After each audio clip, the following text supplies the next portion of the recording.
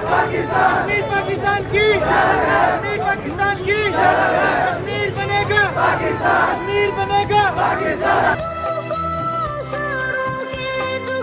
मेरा दुख क्यों याद नहीं अब तो وجاءوا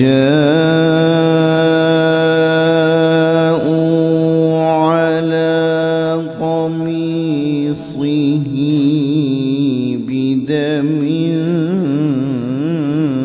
كذب उनका मंगता हूँ जो मंगता नहीं होने देते।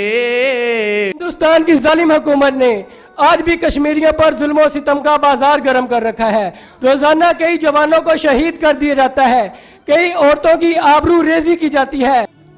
सलाम है उन बहनों को जिनकी चादरें कश्मीर की आजादी का साहिबान बनी हुई हैं।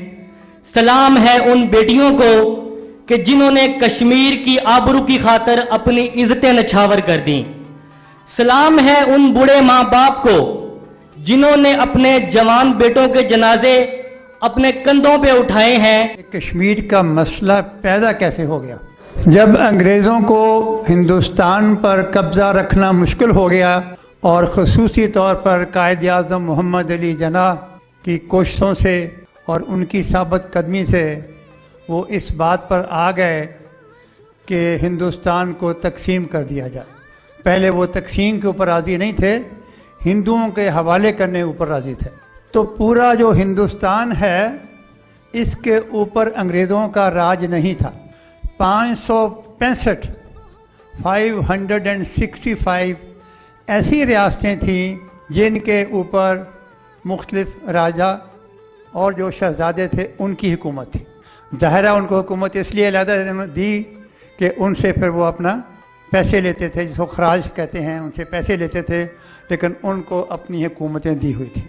अब एक हिंदुस्तान में 565 तो वो रियासतें हो गईं, तो बाकी जो हिंदुस्तान था उसकी तकसीम होनी थी। और उसका फार्मूला ये था कि जिन इलाकों में मुसलमानों की तादाद ज़्यादा है वो पाकिस्तान में जाएंगे और जिन में हिंदुओं की तादाद ज़्यादा है वो हिंदुस्तान में जाए। इस फार्मूले के तहत मशरकी पाकिस्तान जो है ये मशरकी बंगाल कहलाता था और बंगाल का इलाका ज़्यादा बड़ा था तो उन्होंने उसको 2 में तकसीम कर दिया। और पंजाब का बहुत सारा ऐसा हिस्सा जो उन्होंने इंडियन पंजाब को दे दिया, उसमें भी मुसलमानों की ही तादाद ज़्यादा थी। लेकिन एक दिन पहले रात के अंधेरे में वो तब्दीली करके उसको हिंदुस्तान का हिस्सा बना दिया गया। बहावलपुर आपने सुना हो कि नवाब ऑफ बहावलपुर, उनका जो इलाका था वो बहुत बड़ा था, तो हिंदुस्तान ने उनको बहुत लालच दिया कि आप जो है वो हमारे साथ मिल जाए। तो उनका एक जो उन्होंने जवाब दिया वो बड़ा कड़ाकेदार है। उन्होंने कहा कि शरीफ आदमी अपने घर में मेन दरवाजे से ही आता है, वो पिछवाड़े के दरवाजे से नहीं आता, और हमारा मेन दरवाज़ा जो है वो पाकिस्तान की तरफ है, इसलिए मैं अपने सूबे का पाकिस्तान के साथ इल्हाक करता हूँ।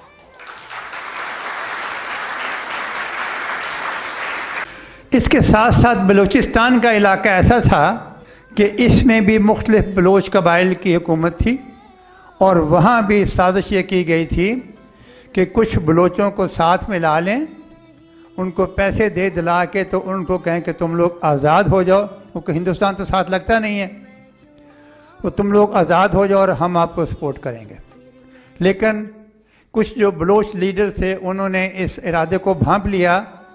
जो मशवरे का टाइम में सब इकट्ठे हुए और उस वक्त उन्होंने मशवरे के फ़ौरन बाद और पाकिस्तान के साथ इल्हाक का ऐलान कर दिया। हिंदुस्तान में अंग्रेज़ आए तो कश्मीर का इलाका पहाड़ी इलाका था और बहुत बड़ा इलाका था, तो उन्होंने सोचा कि इसके ऊपर हमारा हुकूमत करना बहुत मुश्किल है, ये बड़ी जंगजू कौम है, तो इसका हल क्या निकालें। उस वक्त वहाँ पर सिख राजा गुलाब सिंह की, महाराजा कहलाता, महाराजा गुलाब सिंह की हुकूमत थी। उसको कहा कि तुम 75 लाख रुपया हमें, उस ज़माने का बड़ी कीमत थी, یہ ہمیں دے دو اور اس کے اوپر تم حکومت کرتے رہو. اور ان کے تمام زمانے میں انہی کے خاندان میں حکومت رہی.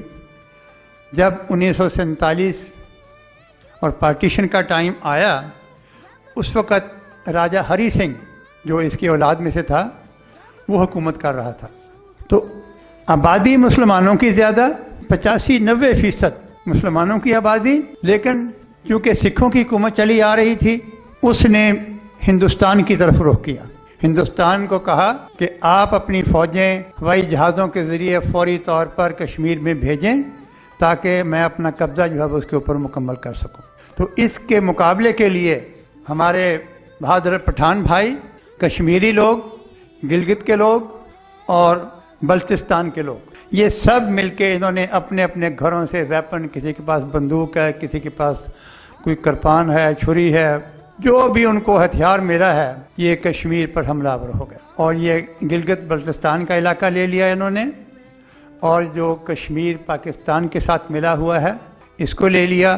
اور اس کے آگے جو ہے وہ پھر ہندوستان کی فوجیں آ گئیں وہاں پر. تو وہاں پہ شدید لڑائی شروع ہوئی. کشمیر کے اوپر جب انڈیا کو اپنی شکست محسوس ہوئی تو وہ اقوام متحدہ میں کیس کو لے گیا کہ فوری طور پر جنگ بندی کروائیں، ہم جو ہے وہ وہاں پر رائے شماری کرا دیں گے اور جو جس کے ساتھ جانا چاہتا ہے وہاں چلا جائے. تو اس کشمیر کی متعدد قراردادیں ہیں اور اس کے تحت جو ہے وہ جنگ بندی ہوئی اور وہ مسئلہ آج تک حل نہیں ہو سکا. تو یہی وجہ ہے کہ کشمیر میں آج تک جو ہے وہ لڑائی لگی ہوئی ہے، جنگ لگی ہوئی ہے، اور جو مسلمان ہیں وہ خصوصی طور پر شہادتیں دے رہے ہیں.